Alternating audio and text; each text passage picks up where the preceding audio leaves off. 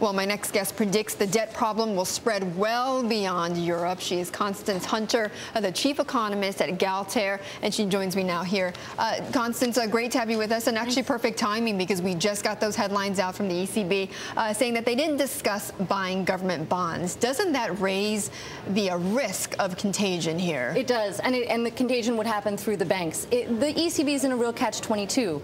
If they engage in quantitative easing by buying government debt from the banks, they're basically increasing their money supply, looking at a weaker euro. That could be a good thing for Europe's economy, but it also hurts their hard-won credibility. On the other hand, if they don't engage in some sort of quantitative easing program, their other options are to admit that they have a problem and do a Brady Plan type restructuring. That seems highly unlikely. Right. So you have $85 billion of Greek debt in European banks. You have $95 billion of Spanish debt in European banks and $45 billion of Portuguese debt in European banks.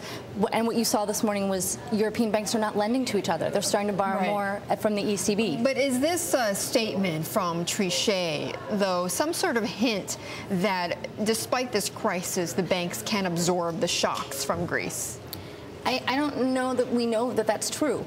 You know, I mean, this is a psychological problem. Banks stop lending to one another, and we saw how this played out, you know, with Lehman. Right. It can be very, very problematic. And so it's really important to watch that lending window at the ECB and see how much the banks are using it. I'm glad you brought up Lehman because, you know, looking at that Lipsky, interview just now, it reminds me of when Schwartz or whoever were coming out during the Bear Stearns, during the Lehman crises, and saying, look, everything is fine, you know, and we're not seeing a liquidity problem. And, you know, he's saying here Spain's not going to get hurt, and either is Portugal. There are no discussions about rescue packages.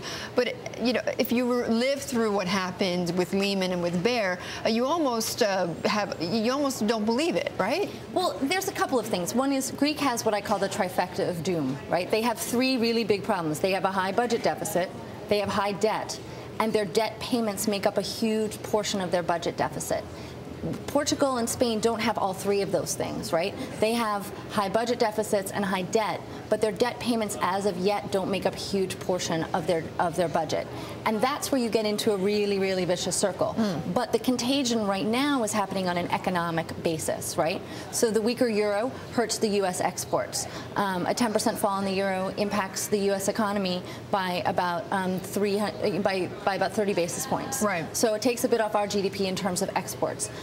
It impacts the European economy because if banks aren't trusting each other, not lending, you have liquidity contracting in Europe.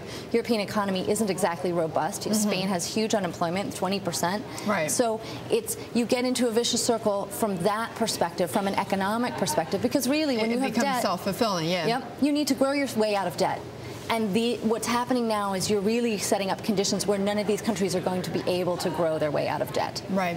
And just quickly, Constance, I mean, is there anything that Greece themselves, the Greek people themselves should be doing that we're not really seeing right now, the solutions within? They should maybe be cooperating with their government and trying to come together and solve this problem and not blame it on other people.